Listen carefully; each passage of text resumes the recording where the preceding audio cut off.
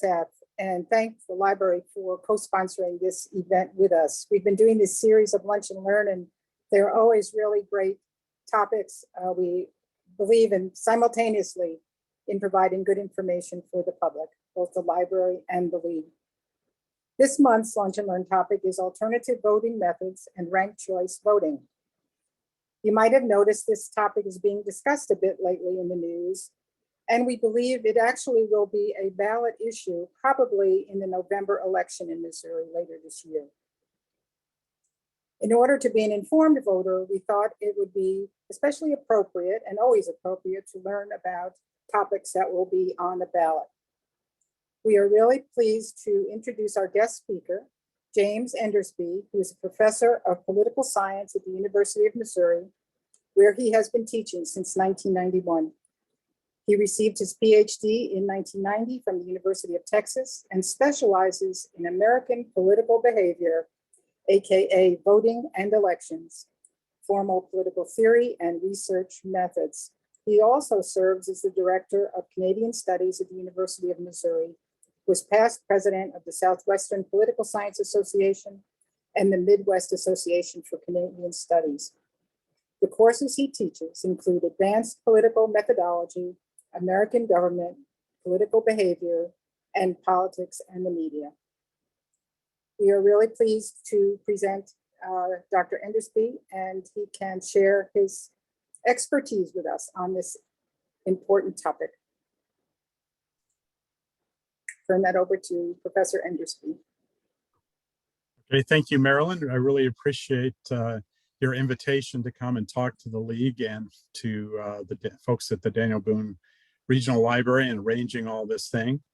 Before I get started, I also want to thank Lauren Williams and Seth Smith of Daniel Boone Regional Library, who really helped out and organized behind the scenes to get these things going. And of course, I appreciate all of you for attending here today, and I hope to give you opportunities to ask some questions and so forth as we go along and proceed. I'm going to show a slideshow here, if I can. So I think you should be able to see just sort of a title slide right now. Is that, I'm hoping. Okay. So I really appreciate you all coming here today because I'm happy to talk about ranked choice voting and alternative voting methods. I'm going to talk mostly about ranked choice voting because that's an issue for the state of Missouri. We're also working on a book project. A colleague, Mike Toll at Mount St. Mary's University in Maryland, is also working on the project with me. Okay. So the basic, I'm going to give a little bit of background information before I get more to the methods themselves. And then if I have time, we'll also talk about some of the research that we've done on municipal elections that use ranked choice voting too. But the basic problem is the kind of elections we have, which sometimes we just call them plurality elections. In other words, the first person, the candidate who gets the most votes actually wins. In the political science literature, we sometimes call them single member district or single member district plurality elections. In Europe, they tend to be called first past the post elections.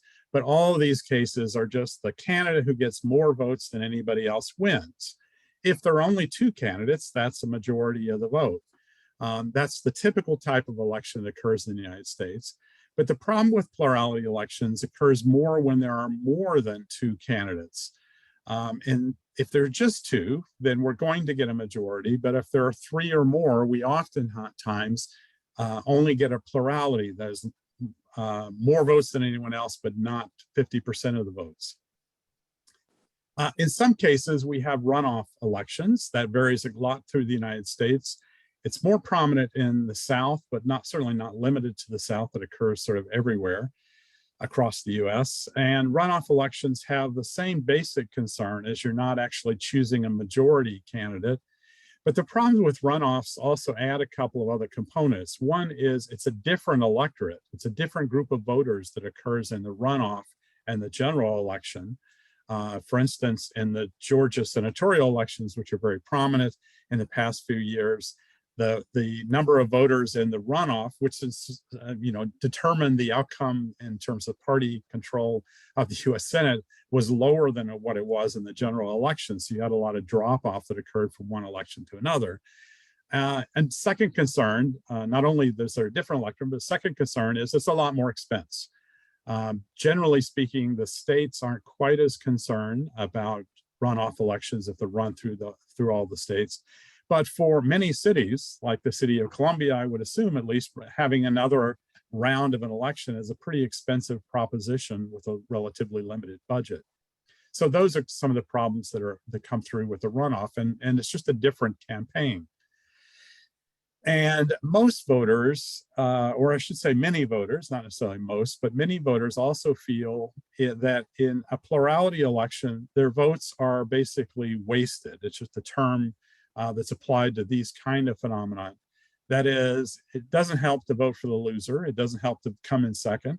It doesn't help to come in third or fourth. And so what happens is if a candidate wins with 60% of the vote, 40% of the vote, 40% of voters feel that they're not really making any contribution to who's actually being elected. And so that raises one of the problems. There is no perfect electoral system. These are problems, and every electoral system has problems. In fact, I'll probably identify some of the problems with ranked choice voting if I have enough time here today.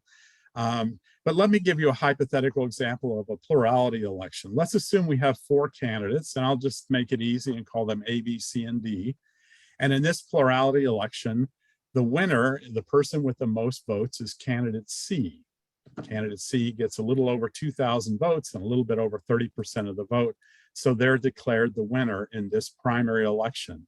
And again, I'll continue with this sort of hypothetical scenario here, that I'll assume that this is a typical Missouri State House of Representative election or something like that, where the candidate doesn't have any competition and is doesn't have any competition in the general election, so wins with 100% of the vote.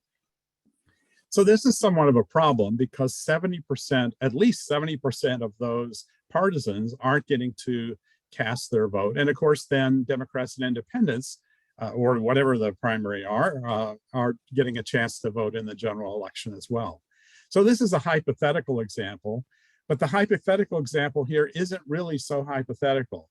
These are actual votes that are cast in the 2020 election for state representative in District 140. That's the district that is southeast of Springfield and sort of northeast of Branson. And I'm not choosing it to demonstrate any kind of partisan bias or anything. It's just an issue with plurality elections. This is actually the seat that's won by Tricia Durgis. She's the representative that's accused of various illegal activities involving drugs allegedly having stem cells that, as I understand it, neither produce the effects that are claimed nor actually contain the stem cells that are sold. Whatever the case may be about that, I'm not too concerned about that. Whatever the case may be, her federal fraud trial began yesterday. That's an example, though, of the problem with plurality elections when you have a candidate who's not selected with a great deal of support. I would also point out this is the same issue that you have with the 2016 Republican nomination for president and the 2020 Democratic nomination for president, is you just have lots of candidates and it's unclear what the majority preference should be. So one solution that could be claimed is ranked choice voting. The primary goal here is that there are majoritarian outcomes, that we list our preferences among the various candidates and we choose a candidate that is preferred by the majority. There may also be a secondary concern. It depends on what kind of ranked choice voting we're talking about. And I'll go into some examples here in a few moments. Proportional representation may also be a secondary goal. If we're just choosing one public official, then generally the goal is argued in the cast that we want a majority outcome. If we're choosing several, for instance, what if we had a citywide election for the city council here in Columbia? We could put everyone up and we could get proportional representation through adopting some sort of ranked choice voting. At least that's the intent and that's the goal. There may be other goals as well. that we may just want a candidate that is more representative of the general public. Like in the example that I gave you before, it's a tiny percentage of the overall electorate that actually chooses the winner. Oftentimes, the more representative candidate would be more moderate. That's really the goal, as we'll talk about later, in Maine and in Alaska, where the current ranked choice voting are used on the state level. That may also be a tertiary goal, to select candidates that are more representative of the general public. And ranked choice voting proponents give a lot of different justifications as well. Oftentimes the claim is that there will be more candidates that will be willing to run for office, that will have higher voter turnout, that voters will cast their preferences sincerely, that is, they won't try to game the system and vote for who's likely to win among a smaller set of candidates, but they'll actually tell you who they really prefer first. There's been a claim that campaigns will be more civil because candidates need to not only appeal to their first choice, but also their second and third and so forth choices. And there's also a claim that there'll be more voter satisfaction and general trust in government if we move to ranked choice voting. And so that's what's offered as a possible solution, is that we move to these things. There is no perfect electoral system, though, and that's one of the things that I'll emphasize here, that I'm not a strong proponent of ranked choice voting. I'm not a strong defender of plurality voting. There are just costs and benefits to each one of those systems. When I'm talking about ranked choice voting, and in fact, when you're hearing the proponents of this, it's a little hard to determine what exactly they're talking about. There are basically two, and then plus some other types of ranked choice voting. One is the single transferable vote. That's for multi-member elections. So if we had a city council election where all of the members of the city council election were elected at large, but each person had one and only one vote, and they rank ordered all their candidates, that would be a single transferable vote system. The second type, which is what's more popular in the United States right now, as you're sort of listening to the political rhetoric, is what's currently being called ranked choice voting. In the 1970s and 80s, it was called instant runoff voting. There were some problems with that, so they changed the name. In a comparative setting, that is, political scientists and others who study the problem across countries, it's usually referred to as the alternative vote. In all of these cases, you're still rank ordering your preferences, but there's only one person that's being elected for each ballot. Each official is being elected one at a time. What's confusing even more, I think, in the United States context is that certain states, and I'll mention Utah in particular in a little bit, have what we refer to in our book as multi-member ranked voting. That is, they're at-large votes, but officials are elected one at a time. You get as many votes as you do their candidates, like in an at-large election, but you're just elect one at a time. We actually make an argument that this is not real ranked choice voting at all. It's just sort of a perversion of the system. It doesn't meet either of the other two criteria. But in all these cases, the intent is to encourage voters to participate and to encourage the election of majoritarian officials, people with a wide range of support. And these are used historically throughout the world. This is not anything that's new. The single transferable vote version has been used in Ireland. They call it proportional representation there, but or the Hare system, but it's really what I'm referring to as a single transferable vote. Malta, which is an island democracy in the Mediterranean, which normally you don't hear about, but if you've gone to see the more recent Jurassic World, part of it takes place in Malta. They also have the single transferable vote. And it's worth noting that Ireland has a multi-party system. Malta has a two-party system. So it doesn't seem that there's any guarantee to go in one direction or the other. Australia also uses it for the election of its Senate. It's also used for regional parliaments in Northern Ireland and Scotland. The type of ranked choice voting that you hear more on the news, instant runoff or alternative vote, is also used in Australia, but for the election of the House of Representatives, where there's one member that represents each district, whereas for the Senate, you're representing multiple representatives for the Senate. And it's also used in some other countries, Papua New Guinea, Fiji, Sri Lanka for presidential elections. And it's also used in Canada for party leadership elections of the liberal and conservative parties. It has been used more broadly recently for other elections. There's been a lot of growth of interest of ranked choice voting in the United States today. This is really a movement that started in American municipalities in particular during the progressive era, but it fell into disuse. And since 2000, there's been sort of a resurgence of this, starting with the adoption in San Francisco for the 2002 elections, if I recall, but adopted in 2000. And there's sort of been a renewal of this. And again, in the 2000s, it was called instant runoff voting. So it's promoted for local elections for the most part, but the state of Maine adopted in 2016 and first used it for 2018 for all federal elections. There are only 2 congressional districts in Maine. In one district in 2018, the person was elected outright with a majority. In the other election, it was the first use of ranked choice voting to elect a member of Congress. Alaska also adopted this in 2020, and it's sort of underway right now. I'll come back to that in a moment. So when you're talking about municipalities, it started with San Francisco, sort of filtered through the Bay Area, through Oakland and Berkeley and San Leandro. There are several small communities in Colorado that have used it. Carbondale has never actually had an election where they needed it. Telluride has once or twice, I think. Another primary example that's often used is Minneapolis, and then a little bit later, St. Paul, Minnesota, adopted ranked choice voting. Excuse me. And there have been a couple of cases in New Mexico, in Santa Fe and Las Cruces. Portland, Maine first adopted it for mayoral elections and then picked it up for council elections. Tacoma Park, Maryland has used it for a long period of time. And of course, what you've probably seen in the news is New York City used it with a sort of troubled implementation last year in 2021. And there have been a lot of cities that followed. Now that's the one candidate elected model. Single transferable vote is also used in a number of cities. It's used in Cambridge, Massachusetts, and it basically has been used there since World War II. They'll do it for both city council elections as well as for school committees. They elect 9 members of their city council. You get 1 vote, and then they're transferred and distributed across the candidates until all of them win. They also elect their school committee, which is the equivalent of our school boards.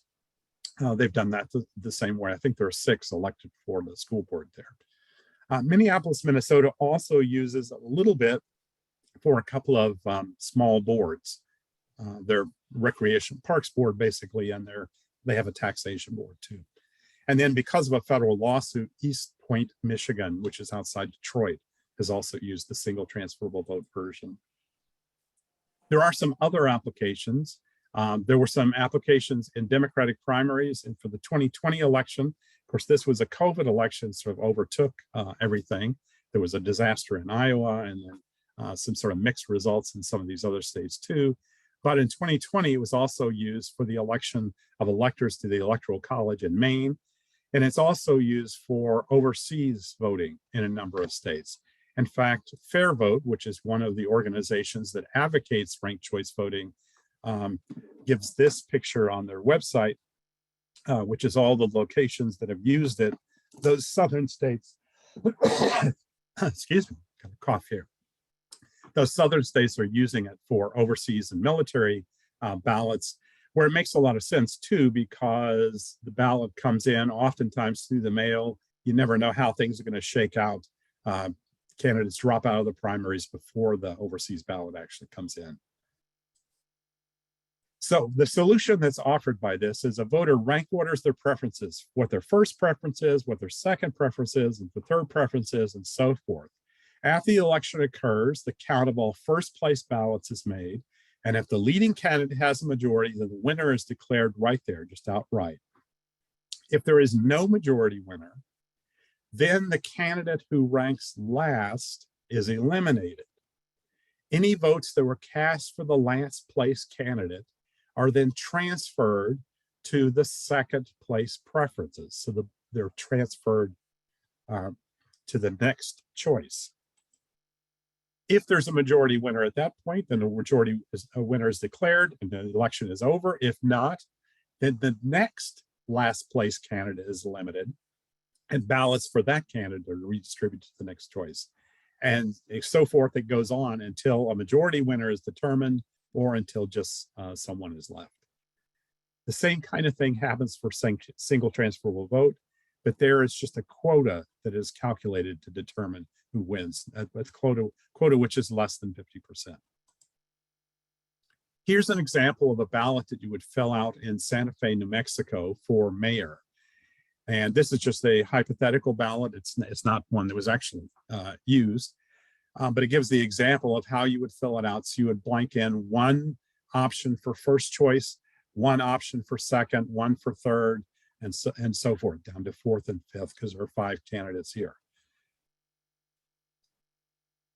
So that's the process that will be used in Cambridge, Massachusetts, because they're electing 9. They oftentimes will have the number of candidates in their 20s. So it's a lot of work to actually complete everything.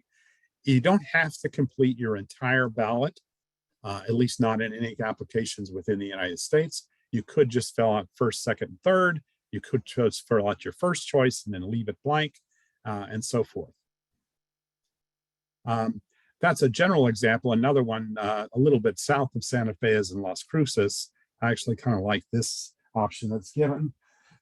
Of course, once again, these are not real candidates. This is just the voter information that goes out, but this is how you would complete your ballot. What I actually like about this Las Cruces example is not only the candidates themselves. Yeah, I'm really for red enchilada too. But also I like the thing at the bottom, food images are for illustration purposes only and not meant to represent actual candidates, just in case you were confused by that. Let me give you a hypothetical example here between 3 candidates. Let's assume, and I'm going to make things really, really easy. There are just 3 blocks of voters. They all agree.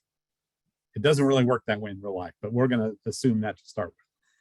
That there are 8,000 voters who most prefer candidate Jane.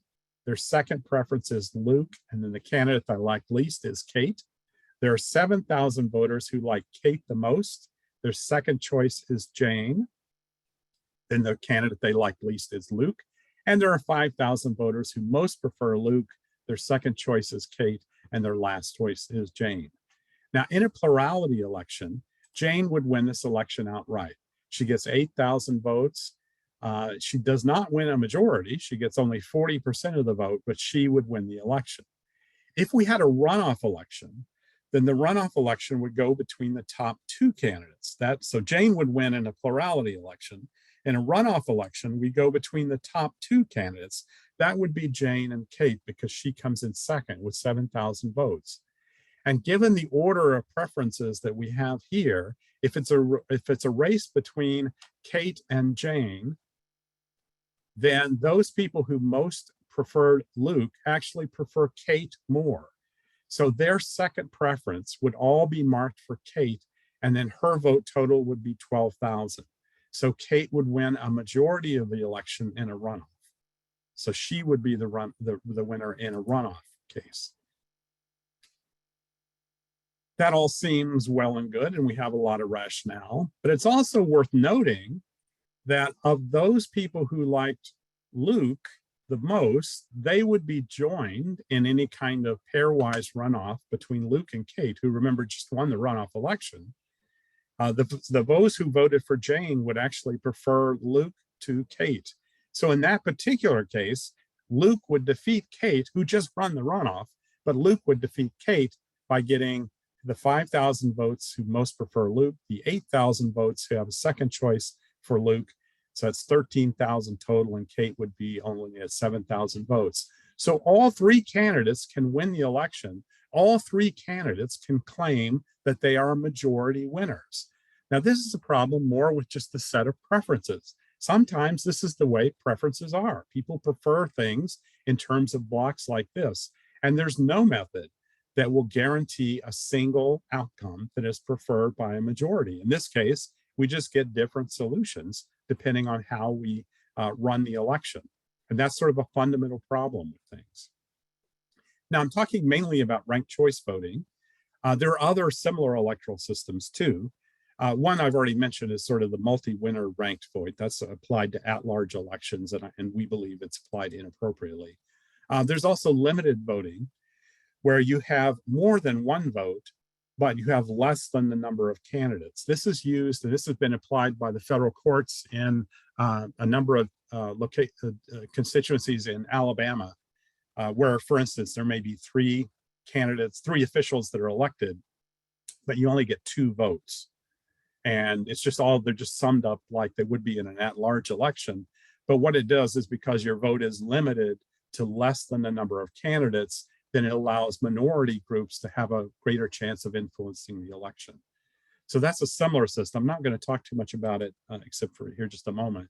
There's also supplementary voting, where you don't rank the full preference ordering of candidates, you just rank the top 2. And then if there's a need for a runoff, that is, if no candidate wins a majority, then you just have a immediate instant runoff between the top 2 candidates. This isn't really used in the United States, but this is how they elect the mayor of London in the UK. It's a simple method.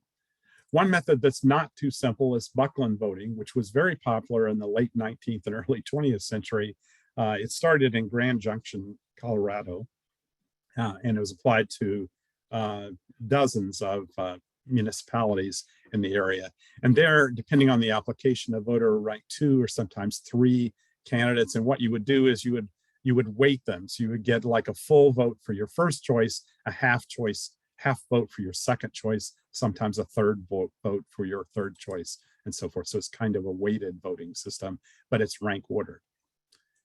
Another possibility, I noticed that someone logged on here to our talk today, is approval voting. Approval voting is a system where each voter just gets to identify whether she approves or disapproves, by not voting for that candidate, disapproves of each candidate. So all you do is check off the ones you like. And if you think about the Democratic primary, the presidential primaries in early 2020, you got like 22 candidates, I think it was at one point. Wouldn't it be easier just to check off the ones you like and then stop there and then make some other kind of method? Well, that's the method that's used for municipal elections in Fargo, North Dakota, which is a pure method of approval voting. And then a modified version of that is now used in St. Louis City, where they use the first round is through approval voting, and then it goes to a top 2 kind of system after that. Also used in a number of municipalities is cumulative voting, where you have a number of votes that's equal to the number of candidates, but you can stack them up. So if you have 3 candidates that are voting, you could vote 3 votes all for your first preference, or you could vote 2 votes for one preference, 1 vote for your second preference, or you could just divide out the votes. The idea used in this since around the 1970s is that cumulative voting guarantees that minority groups have a better way to be represented in the system. And just to give you an example of what the ballot structure would look like, excuse me for my cough here. If there's only 1 candidate elected, here we're just assuming this is an election where April, May, and June are the first, second, and third choices, that there are 2 other candidates, Sunny and Luna, that aren't really preferred by the voter at all, but they would be ranked 4th for Sunny and Luna for 5th. In a plurality election, you just plump down 1 ballot, you vote for your first choice, at least through sincere voting, you would vote for April. In the ranked choice election, you would order the candidates 1, 2, 3, 4, 5 in terms of your preference, and then the votes would be transferred from one to another according to the system that I talked about before. For approval voting, you would just check off those candidates that you like, that you approve of. And so I set it up so that you like the first 3 preferences, but not really the last 2. And you would just write, check off for the top 3 that you like, or however many you like. It could be 1, it could be 2, or however many. The Buckland vote, I won't talk about it because it's kind of complicated, not worth what we're talking about here. If there are multiple candidates elected, let's say that there are 3 candidates elected, the so-called block vote, which is like in a smaller Missouri town where there are 3 people elected, vote for 3, you would vote for 3 individual candidates. And so I've set it up so you just vote for your top 3 choices. It could be fewer, it could be more. Well, it could be fewer or more if there are more candidates elected.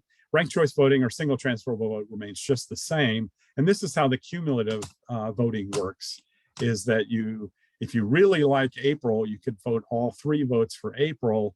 If you like April and May, you can split up your votes in this way, or you can just vote 3 votes out. This is the system actually that was used for lower house state legislative elections in Illinois for many decades.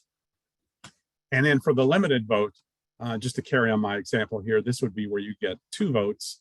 It can't be 1 because that'd be ranked choice voting. It can't be 3 because that'd be block voting. You just get to pick another number of candidates. So that's the way it all looks to the voter. For most of these elections, it's really easy for election administration because you're just counting up votes the same way it is for plurality elections. The difference is the ranked choice voting. That's where it's very complicated behind the scenes of how you transfer the ballots. And for the time being, I'll just skip that and leave it if anybody has questions about that later on. The current Missouri initiative, which Marilyn mentioned earlier, excuse me, I'm going to cough one more time. Hopefully I'm getting that out. The current Missouri initiative, which, as I understand, it's been submitted to the Secretary of State, and they're verifying it for signatures, so it may appear on the ballot, is more like the Alaska plan. In Maine, the implementation for federal elections is really ranked choice voting. You just rank order your candidates, 1, 2, 3, or however many there are. After the election, they eliminate the candidate with the lowest number of votes first, and then the next most, and so forth, until all these votes are transferred and some candidate gets a majority. The Alaska implementation is not pure ranked choice voting. It's a 2-staged process. The first stage is simply an open primary, a wide open primary, where you can vote for any candidate of any party, just one. Then the top 4 candidates go on to the general election, and they're used ranked choice voting in the general election. So that'll be used in November in Alaska in that election.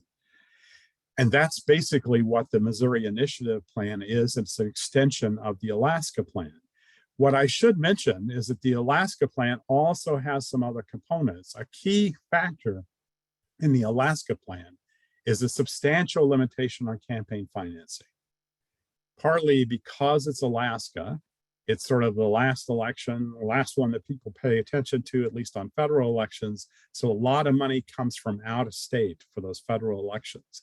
And Alaskans do not generally like that, a lot of money coming from out of state to try to determine the outcome of the election. So there are severe limitations on campaign finance in Alaska that are not carried over in the Missouri plan.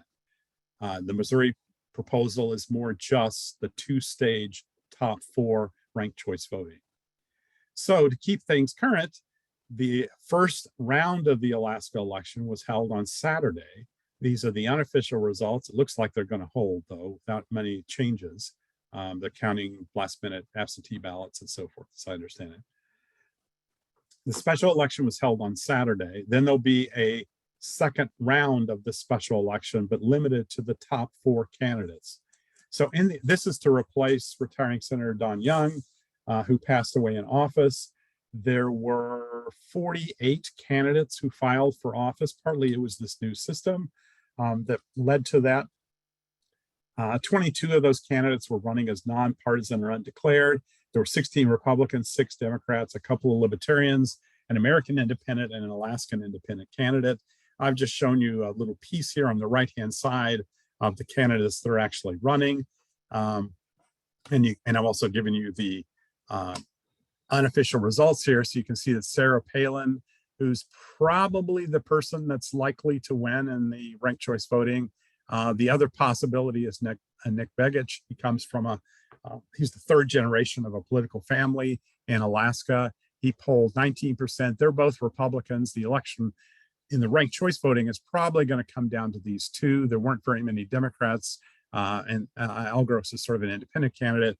And if you've been following the news on this, you'll be either elated or disappointed that Santa Claus lost. Santa Claus got less than 5% of the vote. Santa Claus was actually a very left-wing progressive Alaskan candidate. Okay, I'm going to skip part of that. Marilyn, how much longer do you want me to go? I've been going a long time. You're good. Go. Keep Okay, on. okay.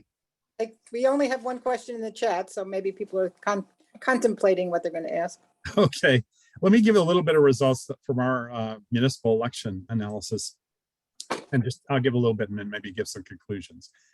We look at municipal elections have had ranked choice voting where we could get results from these elections since 2000. There's a list of them there. It's a pretty wide variety. Includes some states that some cities rather that implemented ranked choice voting and then dropped it, like Aspen, Hendersonville, North Carolina, Cary, North Carolina, and so forth. It includes a number of cities that newly adopted it, and then of course it also includes cities that have gone through the wide range from San Francisco from 2004. We looked at Cambridge just during the same period since 2000 as well. So what did we find? When it comes to majoritarian outcomes, yes, there is a majority that wins, but most of the time the winners are on the first count. There's not really a need to go much beyond the second count. And that's just the same way to elections that we have now. I mentioned election, excuse me, I'm going to cough more time. I mentioned the election in Southern Missouri, where the leader won only 30% of the vote. And of course, that can happen. It doesn't happen a lot. When it happens, it's perhaps very important, but it doesn't occur a lot. What we see that in ranked choice voting, most of the time, the person that wins the election is the leader on the first count. There really aren't very many changes that occur from one to another. The other boards include things like the school board and taxation boards that I talked about. There are some other executives like city attorney, which included Kamala Harris in her first political office too. So then trying to narrow it down, if we look only, because most of these candidates win just in the first round, what if we only look at those candidates that go on to a second round or more? And we still see that typically it's the leader in the first round that actually wins the final election. There are a few elections where a second or I think only one case, a third ranked candidate actually comes in and wins the election, but it's a relatively unusual phenomenon. Usually it's just whoever comes in first. When we're looking at the vote share, it's typically on average again that the person who's leading on the first round has a majority of the vote. On average, that person gets over 60% of the vote. That only goes down a little bit as you carry all these things through too. One of the things that's notable, I think, though, is that the percentage of the total votes that's won by the leader in the first round does begin to decline. This decline is more because votes cannot be transferred from one ballot to another. Many of the assumptions are that voters rank all of the candidates, 1, 2, 3, 4, etc. What we really see is that voters don't rank all the candidates. Sometimes they just rank 1, 2, or 3, or so forth. Sometimes that's a limitation of what the cities implement. San Francisco, for instance, originally allowed voters only to rank 3 candidates. Now they're expanding that to 5, and they're talking about expanding it even to 10 as well. And part of it's because as you go down the ballots, in fact, once you go beyond 2, the winner's percentage is not even half, not of all ballots. And I think this is one of the things that's a misrepresentation of the proponents of ranked choice voting, is the majority is somewhat artificial, that a number of the ballots are dropped along the way. And so the majority is only of those ballots that are remaining, not the majority of the ballots it started with. And in fact, if you include all of these, it drops down to 43.5% overall. It is interesting that the single transferable vote implementation, which the people in Cambridge, Massachusetts swear by, claim it is much more proportional, and more of those folks are elected with more of the ballots. They reached about 99 to 91% of the quota even the last place candidate who gets elected there. So there is a positive recommendation for that. I'll talk very briefly. Well, should I? I think maybe I should just go to questions. Let me go to a couple of conclusions here.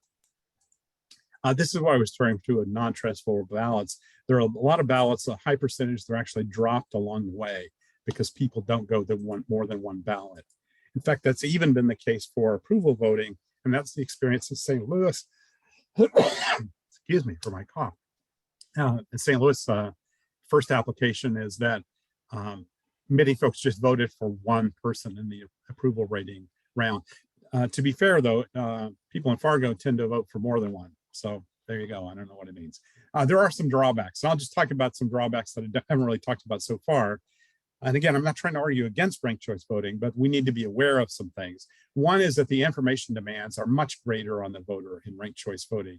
You have to rank 1, 2, 3, 4, and that's a lot more than just who do you like best. There are some formal or mathematical problems. I alluded to that with my example of Jane, Kate, and Luke before, is that sometimes these issues are unresolvable. Just mathematically, they're unresolvable. That may lead to feelings of something's wrong politically, but it may just be the electorate is divided. I'm so sorry for my cough. There may also be issues with election administration. I could talk more about that if you'd like. Voters don't always fill out the ballots the way they're supposed to. Voters are voters, right? They make a lot of mistakes. One issue is the lack of transparency that it can occur. Most electorates or most election administrators are actually quite good with the implementation of ranked choice voting, of making everything out in the public. In fact, encouraging people to come in and see the actual counting and transferring of ballots. I think that's a very good thing. One argument against ranked choice voting might be that it's sort of, we lead to the second or mediocre choice. If you actually believe in strong ideological perspectives, then why shouldn't we choose those folks rather than looking for someone towards the middle all the time? I think the choice in the middle is evidenced by the 2 states that have implemented ranked choice voting so far, because you've got Susan Collins in Maine and Lisa Murkowski in Alaska. Collins was elected through ranked choice voting this last time. Well, she was elected, she got 50% in the last time. But I think the pressure to find more moderate candidates in those states is part of the appeal for ranked choice voting. And one concern that many voters have is that there's a prioritization of the most extreme voters. The idea is you're trying to appeal to voters far on the left and far on the right, because they're the ones who feel left out of the system. They are ranking their candidates first, but people in the middle, I think, are also a bit suspicious of should we really prioritize those people who have the most extreme preferences. And so I'll sort of outline here as I come to a close some of the results that we found. There are a lot of issues about non-transferable votes. It is not obvious that ranked choice voting actually produces a majority of the ballots cast. It's only the majority of the ballots remaining, as you talk about going through the rounds. And these oftentimes rely on a lot of different rounds. And there's a lot of ballot exhaustion that occurs. And I think that's probably, I'm talking too long here. So let's open for some questions. All right. Can you hear me? Yes. Yes. Okay. We have several questions in the chat, in addition to probably questions that I have, but we will go to the chat first. That was an amazing amount of information. Thank you so much. Yeah, sorry for overwhelming, but I think it's worth knowing. It's better to have a lot of information, I think. Absolutely. It was great because we need to know that this is not a simple thing. So the first question we have is, in ranked choice voting, what definition is used to describe a majority win for first place? Yes, that's a good question. That's a majority of the ballots that are still remaining in that round. So in the first round, if you get more than 50% of the vote, you're just elected. But as you go along, some ballots may be exhausted or dropped out because they don't contain all the preferences. And then the majority is just the majority of those ballots remaining. Okay, so it's not like that's one of the things we claim. The strong proponents talking about there being a majority, but it's a majority of what? It's a majority of the ballots that are left, not necessarily a majority of the ballots that you started with. Okay. The issue that's will probably be before the Missouri voters is statewide. For example, would include U.S. Senator, governor, statewide offices. Would you think that the tallying of the votes would all go to a central office as opposed to the local, being counted at the local level? In other words, like the Secretary of State, would they go there to be counted? Yes, they would all have to be counted as a central administration. And now the final count is still done in Missouri at the Secretary of State's office anyway. But generally speaking, you know, people care about who won in my precinct or who won in my county. That's a little bit of an illusion in this case, is that you have to have all of the ballots together. So in the state of Maine, there was a lot of negative feedback from many of the town officials. I think they have towns and not counties in Maine, that you couldn't determine who actually won within that constituency because it has to go to Augusta. In the case of Maine, it has to go to the state office. It also means that the counting of the ballots can't be done until they're all in. That was one of the problems with New York, is trying to release early outcomes when there's no such thing. In a ranked choice voting, there's no such thing as an early outcome. You have to wait till everything comes in. So in Maine, the Secretary of State there was talking about sometimes you have to commission a fishing boat to go out to an island in Maine and get those ballots and bring them in as soon as possible. Because what the town officials used to felt more comfortable with a little bit of delay, you can't have that anymore. It has to all come in soon. Do you think that name recognition is a bigger factor for this? Say you have like a list of 10 candidates. Think of Alaska. So yes. Yeah. Well, I think that's yes, although I'm not sure that's unique to ranked choice voting. I think certainly Sarah Palin and Nick Begich, who's very well known in Alaska, are drifted right up to the top through name recognition. But I would just also draw your attention back many years ago now when Arnold Schwarzenegger came out as governor of California. I mean, right. I think it's pretty clear, although a lot of Californians liked him, I think it was pretty clear that it was name recognition that brought him up to the top of the ballot too. Anytime when there's lots of candidates, name recognition becomes even more important. I don't know that that's unique to ranked choice voting. Oh, okay. Here we have a question. What are the pros and cons of doing first and second choice voting when there are only a few candidates? Yes. I'm not quite sure. I'm not quite sure what the question is asking, whether it's about the electoral system or the idea of making the electoral system only having two preferences, for instance, like they used in the City of London. It's because the election gets to be decided really fast. You determine the top two, and then you transfer those, and then the election is determined right away. What the voter may choose, whether to rank first and second or rank first or whatever, that's going to vary by every individual voter. And that is certainly an argument for ranked choice voting, is you get to pick. You get to provide more information about what your preferences actually are, including, I really like this candidate who's not likely to win, but I'm going to rank them first because I want to express my opinion that this is where I think policy should go. This is where politics should go, even if I'm really getting my vote transferred to my second choice. Whereas we do that internally now by deciding so-and-so is just not electable. So I'm not going to vote for them, even if I like them better. What about, when you look at the list of all the places that have done this, it's almost all cities, localities, for city council or school board, as opposed to state. And what we have in front of us is a statewide ballot issue that would change the voting process. Do you think, I tend to think of city council, school boards as nonpartisan. I don't know if that's necessarily true. It's certainly true here. But does that make a difference? City councils vary. It's nonpartisan here. I think it's partisan in Jeff City. It varies by state. New York City, for instance, is a partisan election. And so it just varies a lot. I think most of the early applications for ranked choice voting were in nonpartisan cases because the parties didn't really have a position in a nonpartisan election. There is a lot of disagreement with ranked choice voting. There was a lot in Maine. There was a lot in Alaska. And there is, in fact, a lot in Missouri, at least on one party I know, that opposes it because the intent of ranked choice voting is pretty much to drive a stake into the heart of strong partisanship. I mean, that they may not say, the advocates may not say that, but that's pretty clear because you're wanting another choice. If you just wanted your partisan choice, you don't need ranked choice voting. Mhm. Okay, let me give a couple more questions. Give me a moment here.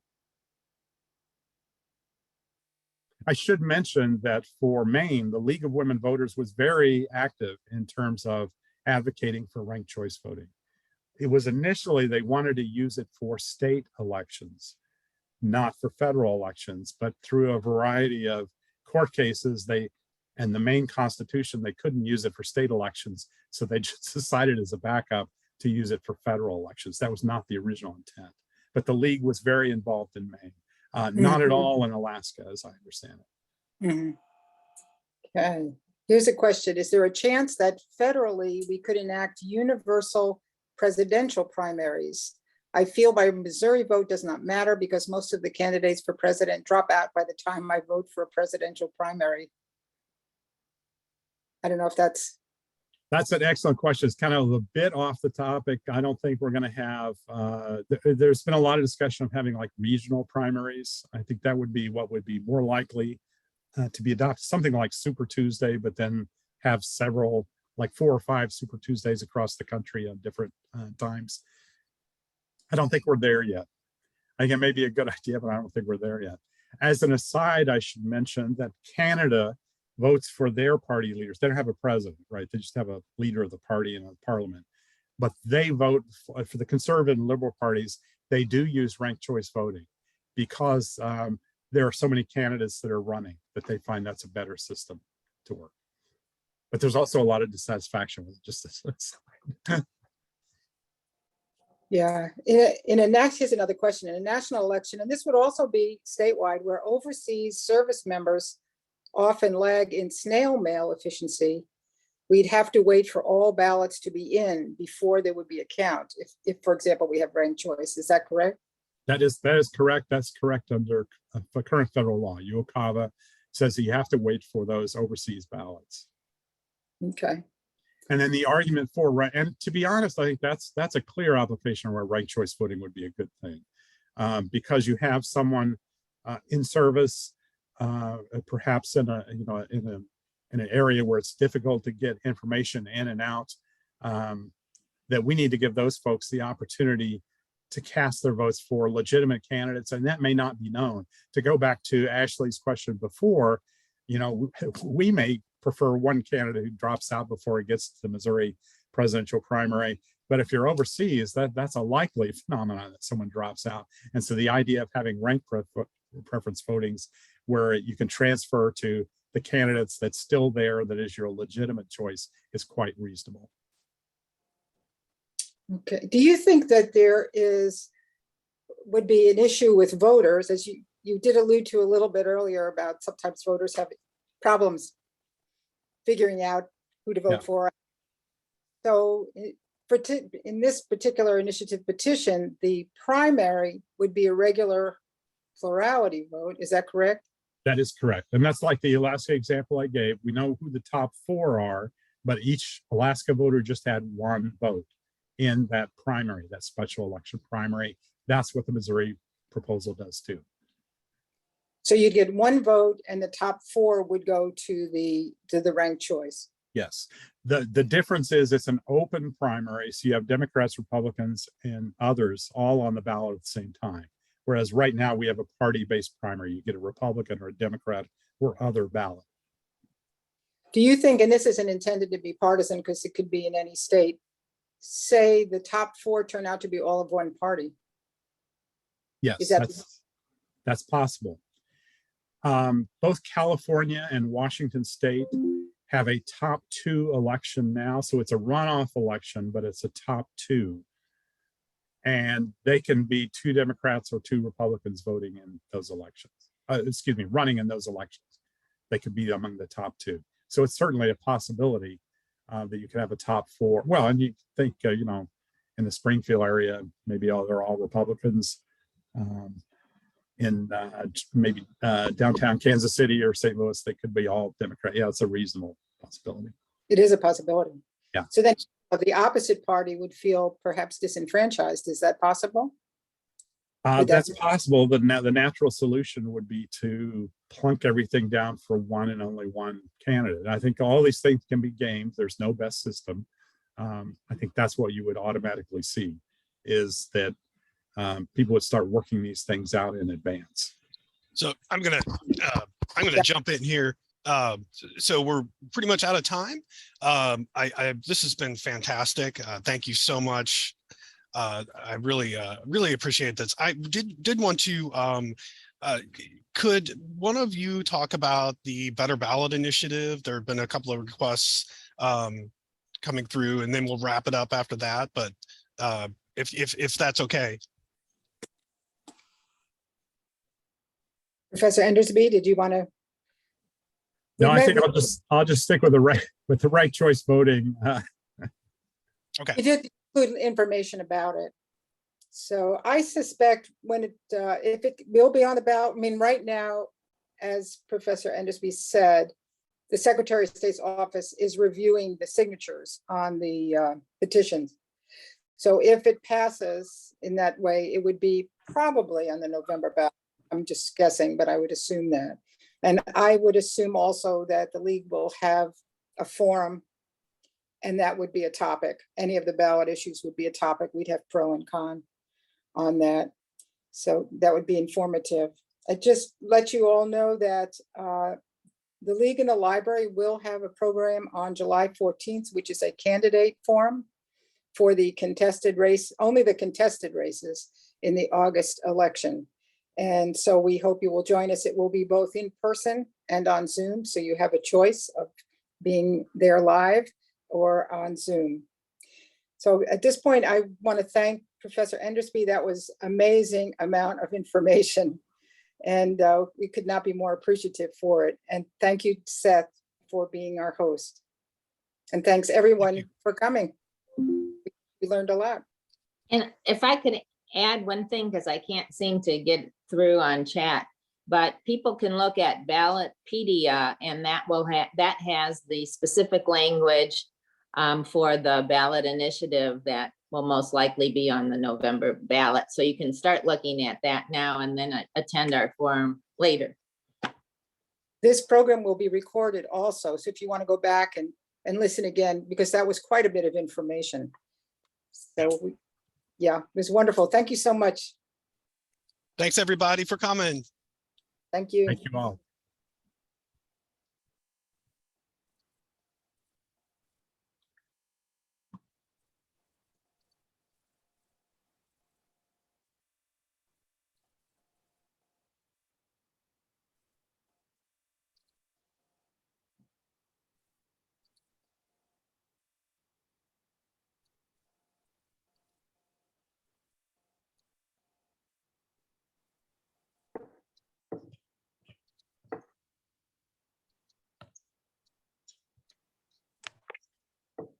Okay. I think everybody's gone. And let me shut down the recording here.